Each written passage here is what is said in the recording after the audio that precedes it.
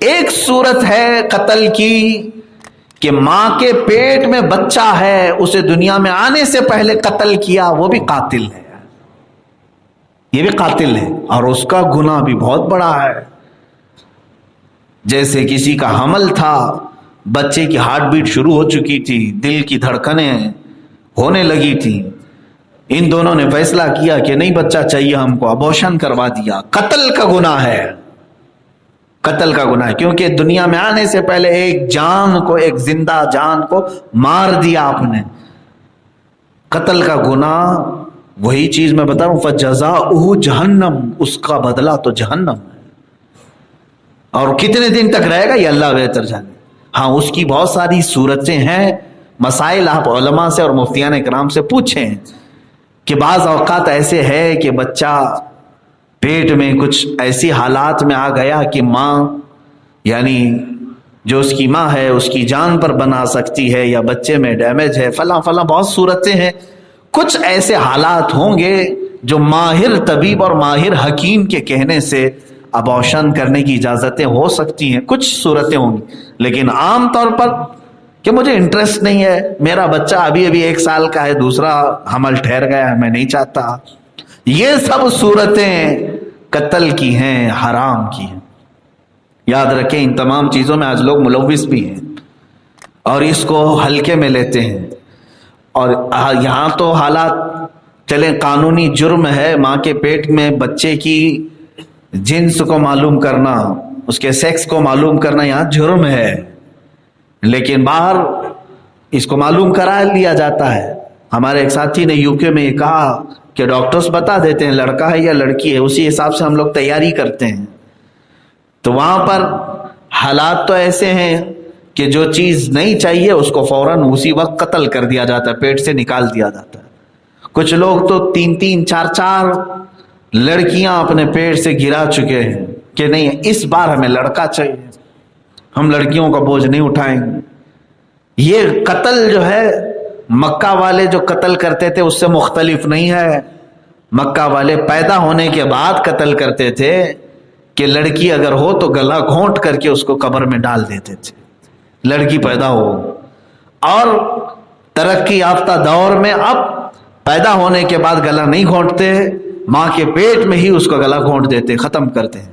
اس کے متعلق قرآن کی آیت ہے سورہ تکویر میں، اللہ تبارک و تعالیٰ فرماتا ہے سورہ انشقاق میں، اذا السماء، سورہ تکویر، اذا الشمس کورت واذا النجوم انکدرت، اس والی سورت میں ایک آیت آئی ہے، اللہ تعالیٰ فرماتا ہے وَإِذَا الْمَوْءُودَةُ سُئِلَتْ بِأَيِّ ذَنبٍ قُتِلَتْ، قیامت کے دن یہ جو بچے تم نے مارے تھے یہ غائب نہیں ہوں گے، اٹھائے جائیں گے، یہ اٹھائے جائیں گے، یہ سب بچے کھڑے ہوں گے۔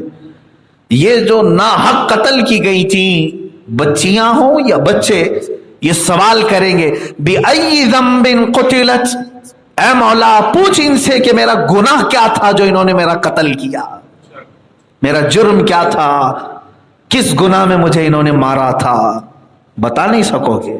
ارے وہ دنیا میں آنے سے پہلے مار دیا، اس کا گناہ کیا تھا، اس کا جرم کیا تھا؟ تو یہ ایک قتل میں مبتلا ہے لوگ۔ ان تمام چیزوں سے اوائڈ کرو میرے عزیزوں۔ اب یہاں پر حالات نس بندی کو بھی میں بتا دیتا ہوں کہ کیا مسائل ہیں، یعنی بند کرانے کے جو آپریشن ہوئے ہیں یا جس طرح کے، اس کے لیے بھی شریعت اسلامیہ کہاں تک کی اجازت دیتی ہے۔ اب حالات قوانین ایسے بنائے جانے لگے ہیں کہ کمپلسری کر دیا جائے گا کہ تمہاری پاپولیشن بڑھتی جا رہی ہے، تمہاری نسل میں زیادتی ہو رہی ہے، دوسروں کی گھٹتی جا رہی ہے، تم بند کرو۔ اگر بچے 2 سے زیادہ ہوں گے تو تم سے گورنمنٹ سہولتیں چھین لی جائیں گی، اسکول کے پرابلمز اور سیاست میں داخلہ ممکن نہیں، بہت ساری چیزیں یہ دھیرے دھیرے دھیرے پابندی۔ جبکہ شریعت اسلامیہ میں بچوں کے پیدا ہونے نہ ہونے کا سارا کام تمہارے نہ شوہر کے ہاتھ میں نہ بیوی کے ہاتھ میں۔ قرآن کہتا ہے لا تقتلوا اولادکم خشیۃ املاق نحن نرزقکم وایاہم، اپنے بچوں کو مفلسی کے ڈر سے قتل مت کرو، ہم جس طرح تمہیں رزق دے رہے ہیں انہیں بھی رزق دیں گے۔ تم کو کھلا رہے کہ نہیں رب تبارک و تعالیٰ؟ لوگ اپنی غریبی کے چکر میں ہیں، میرے پاس اسباب نہیں، بچے پیدا کروں گا کہاں سے کماؤں گا؟ تم کو کون کھلا رہا ہے؟ تم کہاں سے کھا رہے ہو؟ تو رب تعالیٰ کا یہ وعدہ ہے، نحن نرزقکم، ہم تم کو جس طرح رزق دے رہے ہیں، وَإِيَّاهُمْ، ان کو بھی ہم کھلائیں گے جو تمہاری اولاد ہوگی۔ تو اللہ تعالیٰ جب رزق کا ذمہ اپنے اوپر لیا ہے تو پھر قتل تو بنتا ہی نہیں۔ کس بات کا یہ مرڈر ہے، کس بات کا یہ جرم ہے؟ اب رہی بات، کچھ ایسے حالات اب پیش آ گئے کہ کچھ عورتیں جو سیزرین کے ذریعے سے بچوں کی ولادت جن کی ہوئی تو ان کے بچے دانیاں کمزور ہوتی چلی جاتی ہیں اور وہ بچہ پیدا کرنے کی سکت باقی نہیں رہتی، تو اب وہ 3 کے بعد یا 4 کے بعد اتنی کمزور ہوتی ہیں کہ جان جانے کا خطرہ ہو سکتا ہے۔ تو جب یہ پوزیشن آ جائے تو پھر وہی والی بات میں نے بتایا، مسلمان پر سب سے پہلا فرض کیا ہے؟ جان بچانا فرض۔ اس قاعدے کے مطابق اس کو اجازت دی جا سکتی ہے کہ ٹھیک ہے تو بند کرا سکتی ہے، کیونکہ جان بچانا فرض ہے، لیکن یہ عام صورتوں میں نہیں جس کو فیشن بنا دیا گیا، ہم دو ہمارے دو۔ یہ فیشن اسلام میں یہ نہیں ہے، بلکہ اللہ کے نبی صلی اللہ تعالی علیہ وسلم حدیث میں کیا فرماتے ہیں جانتے ہیں؟ جوانوں سنو، حضور فرماتے ہیں تزوج الودود الولود فانی مباہی بکم الامم۔ حضور فرماتے ہیں اے نوجوانوں، زیادہ محبت کرنے والی، زیادہ بچے پیدا کرنے والی عورت سے نکاح کرو، اس لیے کہ تمہاری نسل کی کثرت پر میں قیامت کے دن فخر کروں گا۔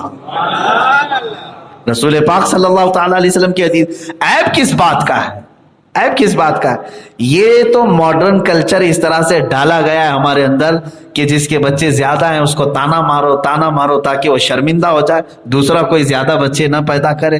میرے عزیزوں، پہلے تا مسئلہ یہ تھا کہ جس کی اولاد زیادہ ہوتی وہ پورے محلے میں فخر کرتا، جس کی اولاد زیادہ ہوتی۔ قرآن کی آیت آ گئی اس پر، عرب لوگ اس پر بہت زیادہ فخر کرنے لگے، کسی کے 40 ہیں، کسی کے 45 ہیں، کسی کے 30 ہیں، ایک بیوی سے نہیں، الگ الگ عورتوں سے۔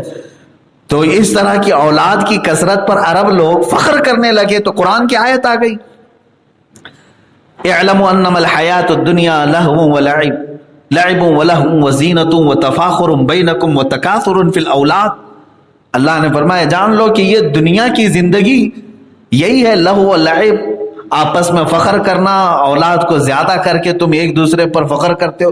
یہ انہی حالات کے لیے قرآن کی آیت آ گئی تھی کہ وہ زیادہ بچے پیدا کر کے ایک دوسرے پر فخر کرتے تھے، اور آج حالات ایسے ہیں کہ کم بچے پیدا کر کے فخر کر رہے ہیں۔ میاں کون سی جوانی ہے تمہاری؟